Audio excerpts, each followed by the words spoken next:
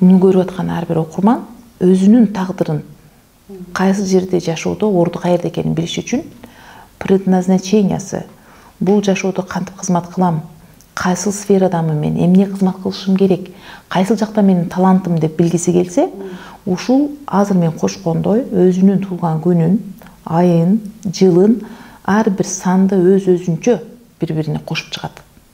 Ошондо бир сан чыкса, ошол адамдын миссиясы деп айтылат. Миссия деген сөз айда анын турмушта орду кантип элге кызмат кылат, анын таланты кайсыл жактан күчтүү болот, өзүнү өнүктүрөт. Турмушта көп адам өз ордун таппай жүрөт. Предназначениясын башка жактан издейт. Себеби атасы айткан ушул иш жакшы деп. Атасы бир болушу мүмкүн. Анын оюнда бир туура айтып атам деп ойлойт да, дайыма мен туура айтам деп ойлойт бир.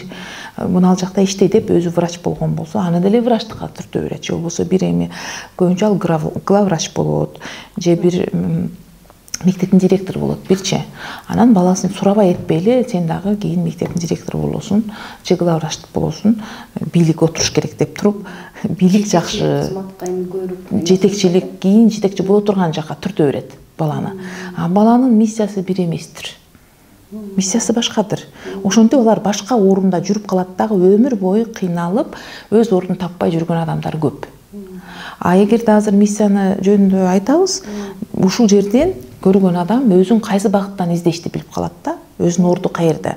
33-кө чейинки каалоосун өткөндө айтылгандарды көрүшсүн, акыл саны, эмнени каалап атат, эмне үчүн ал ушинтип жүрөт. Ал эми 33-төн кийинки миссия жөнүндө угуп, азыр ар бир адам өзүн каяктан издешти, эмне кыймылдап атат, эмне себептен ошону жасап атканын түшүнөт.